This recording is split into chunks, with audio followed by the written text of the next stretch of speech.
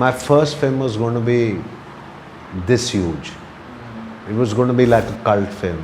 Gulshan ji telling me once that I'll make sure that the CDs or the cassettes, that every auto rickshaw wala is going to be having it. It's very unfair to compare the music of Aashiqui 2 to that kind of music. Hi, I'm Rahul Roy and you're watching BollywoodHungama.com.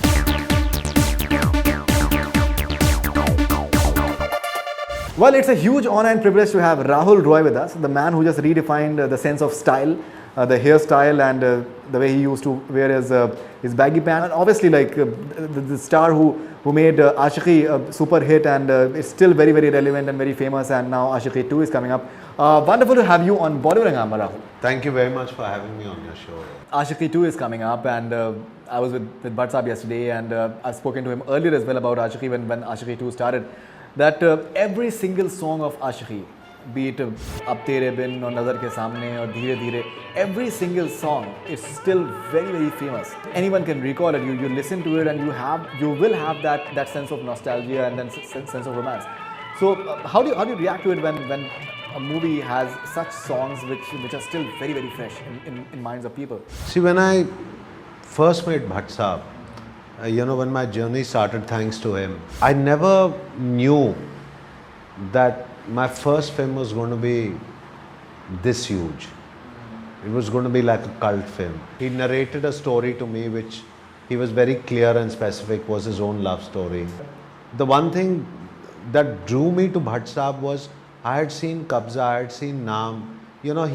His films that he used to make were very character driven. His films always were very real. So I was very enamored by that director. How were you selected? How were you selected as it? Nothing, he just saw me in first 15 minutes, he said, "You're doing my Where film." did he see you? There was a story of my mother, an article that came out in Savvy magazine. And my mother was working with UNICEF for 35 odd years. So I think Bhatt Saab spoke to the editor of that magazine and wanted to meet up with her.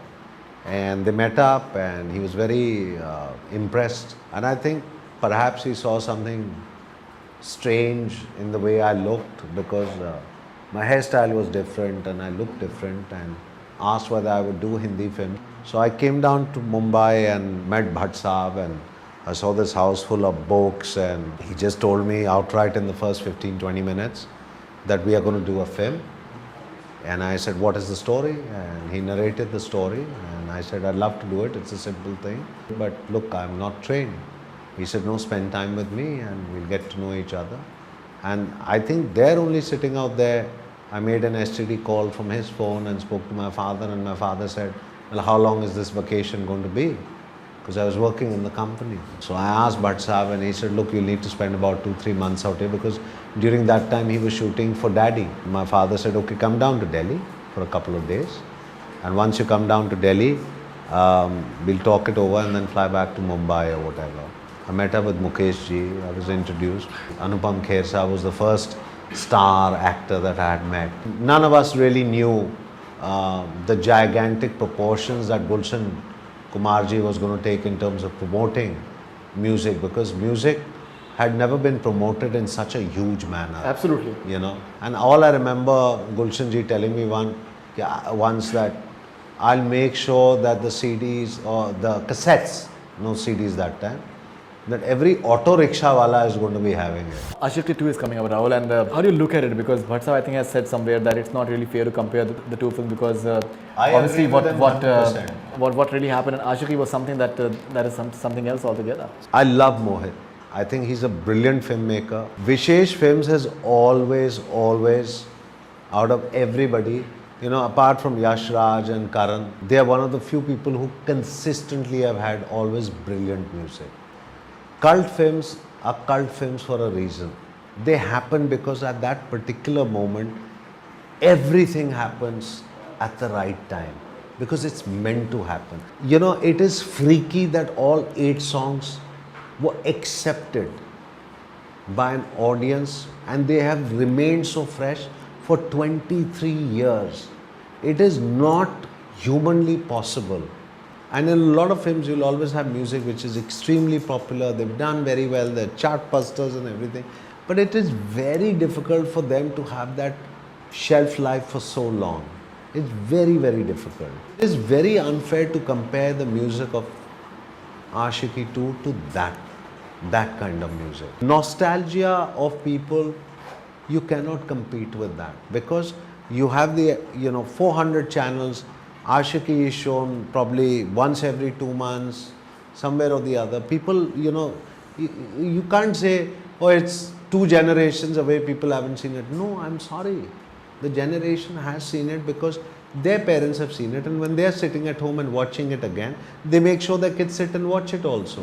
Right. And I know a lot of the current generation who've seen it and they say it's a very fresh film. They can relate to it. So we cannot dismiss it, because it's a propaganda for a new film. But what I see of Aashiqui 2, I think is going to create its own base. The music is uniquely different compared to what people are listening to. The lyrics are beautiful, and the success of this film will have to be different.